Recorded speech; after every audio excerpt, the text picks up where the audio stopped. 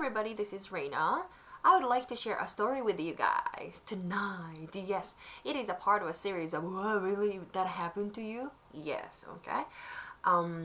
Yeah. One day I was at home apartment playing games. I heard this lady screaming like, please don't, please stop, blah blah blah. The person's name. Yeah. And then there was always a fight in this apartment across alley from my room. So I thought, oh, this is what it's happening again, right? But actually that was a murder. And then the police start knocking on the door and then asking everybody what happened. And then of course they came to my room and asked me whether I heard anything. So I explained to them, I heard the name and everything, right? Yeah. And the police asked me to come down to the police department to share the story, and I did.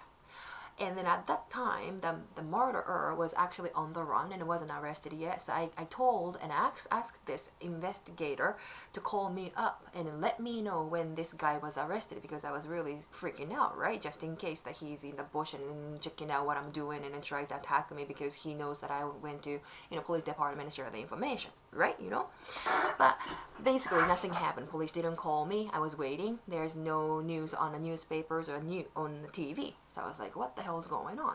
But anyways, and one day police called and then asked me to come down to the police department because there's a subpoena for me and then John to pick it up to go to the court for this murder case. And again, me, right?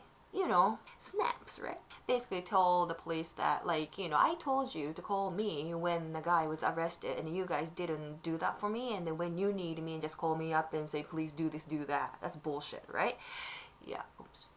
It's basically it is unfair, and then the police was like, oh, you don't want to help this victim then, and I'm like, it's not the same thing. I want to help the victim, but I just don't want to help you. And of course the guy get pissed off and I get pissed off, and then we are pretty much going at each other. And then at the end he goes like, I can actually personally deliver the subpoena for you, and that pissed me off, right? So I told him I know exactly where the police department is. I don't need to be babysat, And then John was there listening to whole conversation, and basically he cut in and say, stop what you're doing, just hung up and let's go. So we went, and he told me not to say anything. But anyways, he approached to this counter and say, hey, we got a telephone call from a police department for the subpoena, this and that.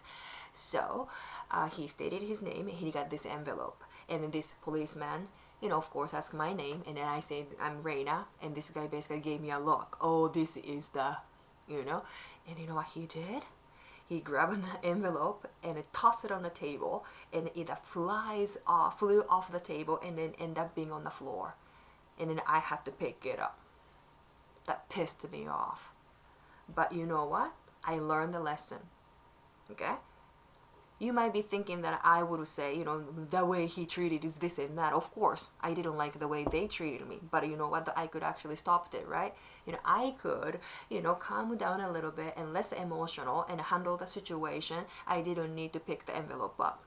So I learned the lesson the hard way, in a way that sometimes I should just swallow things and then just let it go, because some things cannot be changed. Yeah. But anyways, if you have some lessons, hard lessons you learned from the experience, can you share with me? That's gonna be fun. No? This is not only one actually lesson that I learned the hard way. I'm going to share with you guys a little later, but I thought it might be a good one to start off with. Yeah, thank you very much for listening, and talk to you later. Bye!